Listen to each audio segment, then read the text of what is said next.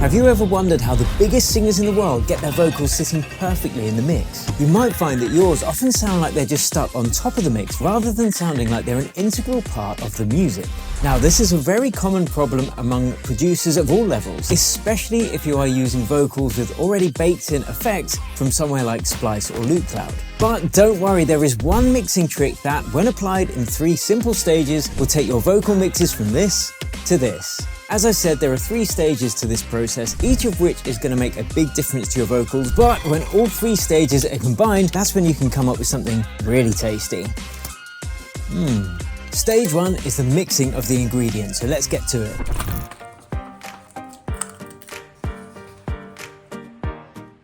So I have this track that I created a couple of weeks ago. It was a really popular video, so you can check that out here. But we've got an instrumental with a vocal I got from Splice over the top, and it sounds like this. So the vocal works really well with it, but it just doesn't sound like it's part of the same track at all. So here's how we're gonna sit them together and just working perfectly. So first thing we want to do is create 2 audio buses. And you could create a group, but I'm gonna show you why that's not gonna work in this situation. So we're gonna call one instrumental and we're gonna call one vox for vocals.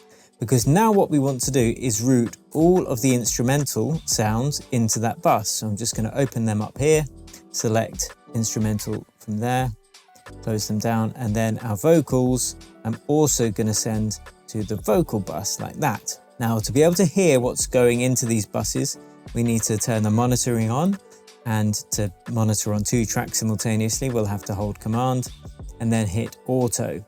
And now we should be able to hear everything just as it was. Great. Now you might think, well, why didn't you just group all of the instrumentals together? This is why. It's because we also want to send any of our return channels also to that bus, because we want that to be affected by what I'm about to show you. So let's send those 3 reverbs to the instrumental, and then these 2 with the vocals I'm going to send to the vocal bus as well, but we're going to touch upon those in stage 3. So now we have all of our stems and all of our auxiliary channels going to these 2 different buses, one for instrumental, one for the vox. The next part is to use a plugin called Soothe 2. Now, I'm not sponsored by the guys that make Soothe at all. It's just a great plugin for this, and it works much like a dynamic EQ. That is to say, an EQ that only reduces certain frequencies when they get above a certain volume or threshold. Now, Soothe 2 is just a really accurate way of doing this, but we're not going to use it in the normal way. What we're going to do is set it to sidechain mode, and we're going to take the sidechain input from our vocals like so. So now what's going to be happening is this Soothe 2 is set on our instrumental bus, but it's going to be listening to the vocals and affecting our instrumental bus due to whatever the vocals are doing, which is pretty amazing. Oh, quick note, if you're using Ableton and you are using Soothe 2, I found that you have to turn off delay compensation, otherwise delay happens, which is really annoying. But anyway, so once we've selected the sidechain input from our vox bus, we want to hit this sidechain mode within Soothe, and then let's just monitor to hear what's being sent through to the Soothe plugin. And I'm going to turn off the vocal bus so we're only hearing it being sent through to the plugin. So this is what the plugin is hearing, and we can see how it's reacting. Now, without the sidechain mode turned on, we can really push this Soothe 2 hard, and we're going to hear what it's doing to the music. This is just reacting to itself, the music reacting to itself. But what we're doing is taking the vocals and having the Soothe duck those frequencies in the music. So let's turn everything on and duck it really extremely so you can hear what's happening. So you can see it's just doing the ducking when the vocals are singing. Now, I've found that with Soothe, 2 to 3 decibels of gain reduction makes it nice and subtle.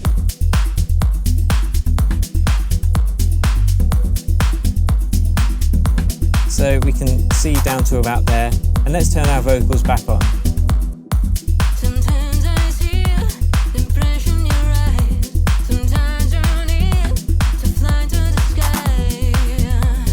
So now what's happening is we are cutting out those frequencies from the instrumental and just slotting those vocals over the top. Already sounding better, but let's get on to stage number 2, adding the spice.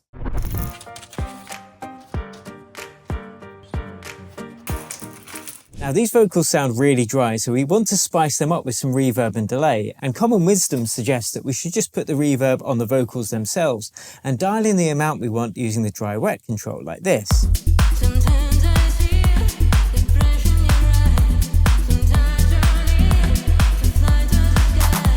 Now, I used to do this, but what I found was that rather than making my vocals sound bigger, quite often they just got washed out and lost in the mix. So I'd try and dial the effect back, but then it would go back to sounding dry and lifeless. So you want to know what the pros do? Check it out. If we take the reverb off the vocal channel itself and instead create an auxiliary channel, we can put the reverb on there. Now we want to set it to 100% wet because we're going to dial in some of that reverb from the vocal channel, like so.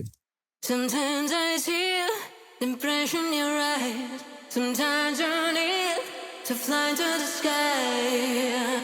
So what's the difference, you might ask? Well, one, we've still got 100% of the dry vocal coming through on top of the reverb, but some dry wet controls and certain reverbs already do that, so that's not really what we're looking at.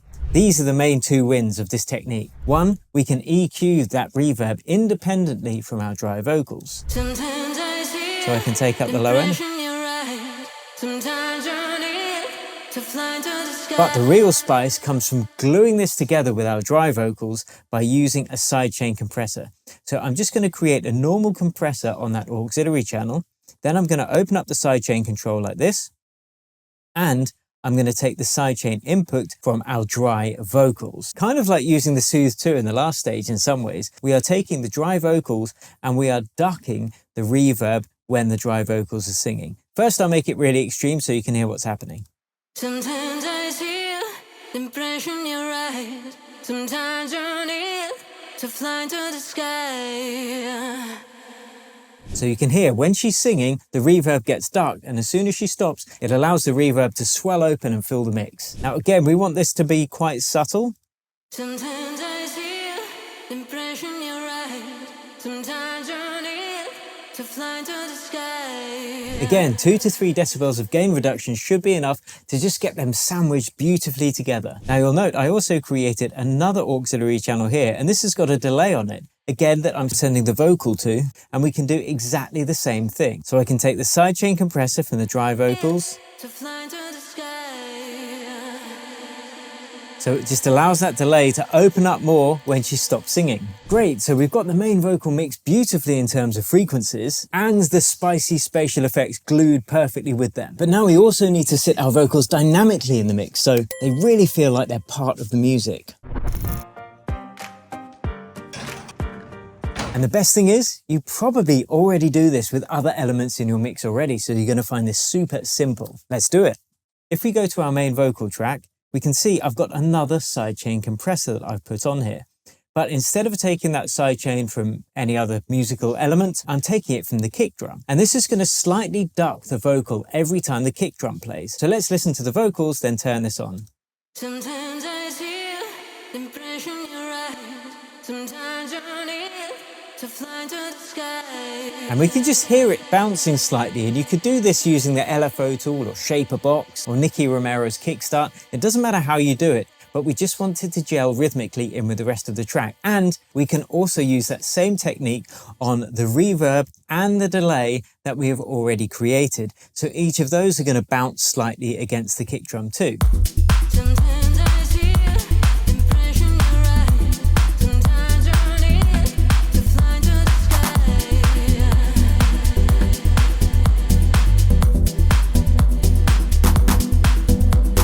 Again, you don't want to do this too much and make it sound unnatural, but we're really talking about the secret sauce at the end of the mix here. So to tie all of this together, let's listen to a comparison, and then I'm going to let you into a little secret. Here is before we apply these techniques. Sometimes I see the impression you're right. Sometimes you need. And here is after.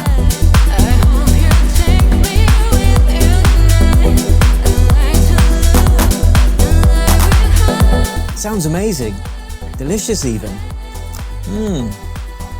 Let me know in the comments if you want one. No, Ed, not for you.